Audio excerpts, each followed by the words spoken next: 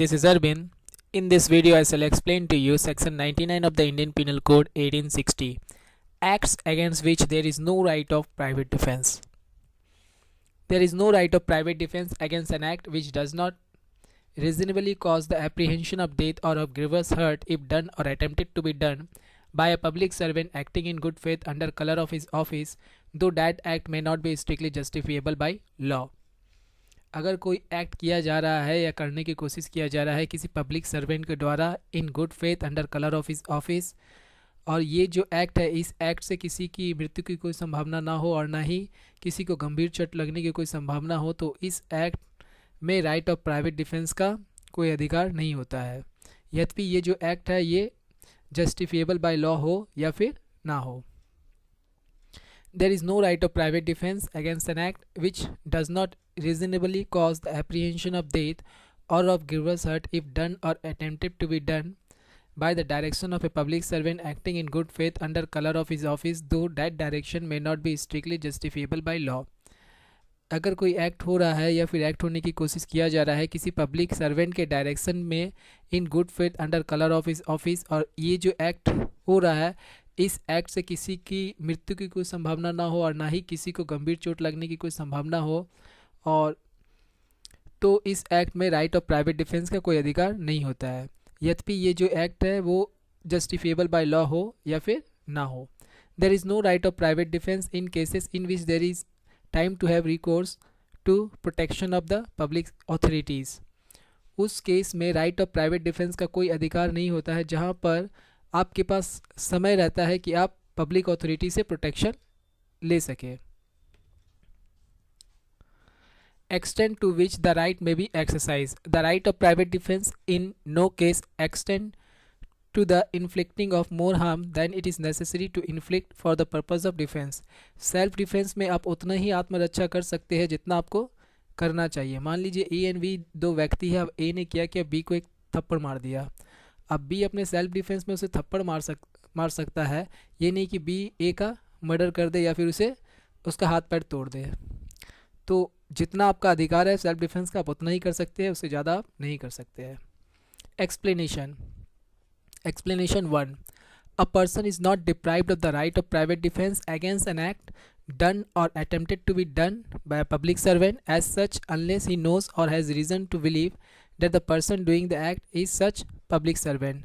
व्यक्ति को उसके राइट ऑफ प्राइवेट डिफेंस से डिप्राइव नहीं किया जाएगा अगर उसके ऊपर कोई एक्ट हो रहा है या फिर एक्ट करने की कोई कोशिश कर रहा है, तो वो अपना राइट ऑफ प्राइवेट डिफेंस कर सकता है.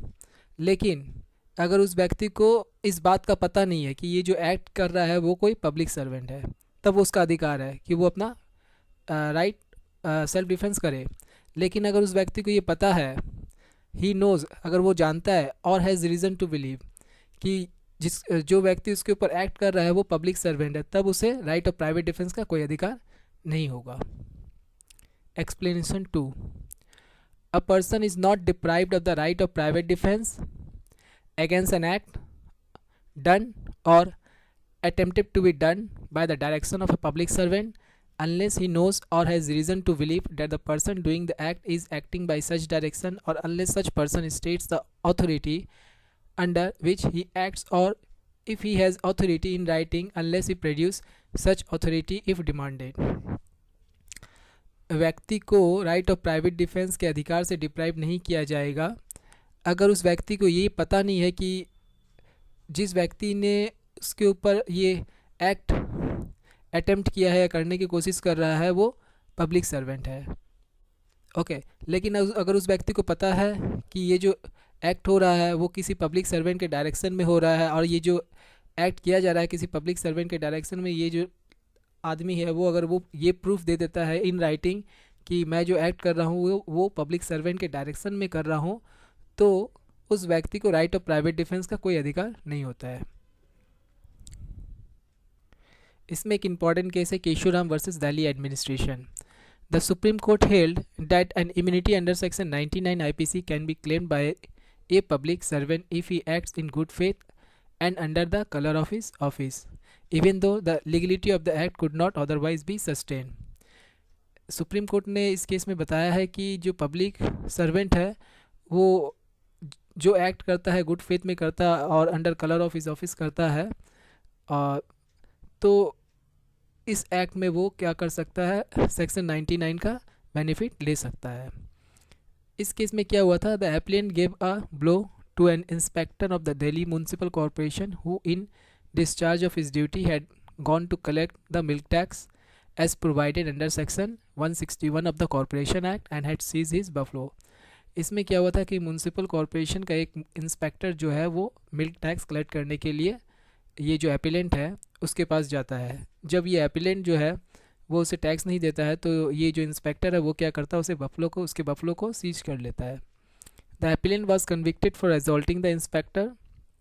The appellant's plea that as there was no notice of demand sent to him as required under section 154, the act of seizure of the buffalo in default of payment of tax was an act in exercise of bad faith। तो इसमें जो appellant अपना self defence में कहता है कि since inspector जो आया था उनके पास टैक्स कलेक्ट करने के लिए वो बिना नोटिस के आया था, फर्स्ट उसे नोटिस भेजना था जो उन्होंने भेजा नहीं, और ये जो टैक्स वो कलेक्ट कर रहे थे ये इन गुड फेथ नहीं था, ये इन बैड फेथ था। तो इसमें सुप्रीम कोर्ट ने क्या कहा वो देख लेते हैं। Rejecting the appellant's contention, the court held that the inspector were acting honestly in good faith in the exercise of the power delegated to them by the commissioner. तो इसमें जो कोर्ट ने कहा कि इंस्पेक्टर ने जो अपना काम किया है वो अपने कमिश्नर जो उनका जो सुपीरियर अथॉरिटी होता है उनके कहने पर किया है और गुड फेथ में किया है। Their attempt to recover the tax due by seizure of the animal did not lack good faith. तो उन्होंने जो आपका एनिमल को जो सीज करने का कोशिश किया, सिंस आपने जो टैक्स नहीं दिया इसके बदले में वो क्या आपका जो एनिमल को जो वो सीज कर रहा था वो इन गुड फेथ कर रहा था, बैड फेथ नहीं कर रहा था।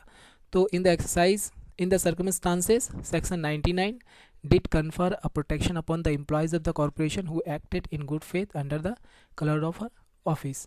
तो ये जो एक्ट किया गया था पब्लिक सर्वेंट के द्वारा ये गुड फेथ में था and under colour of his office. तो ये जो सेक्शन 99 का जो बेनिफिट है वो इंस्पेक्टर को जाएगा। सेकेंड जो इंपॉर्टेंट केस है वह एम्परर वर्सेस अब्दुल हमीम का है।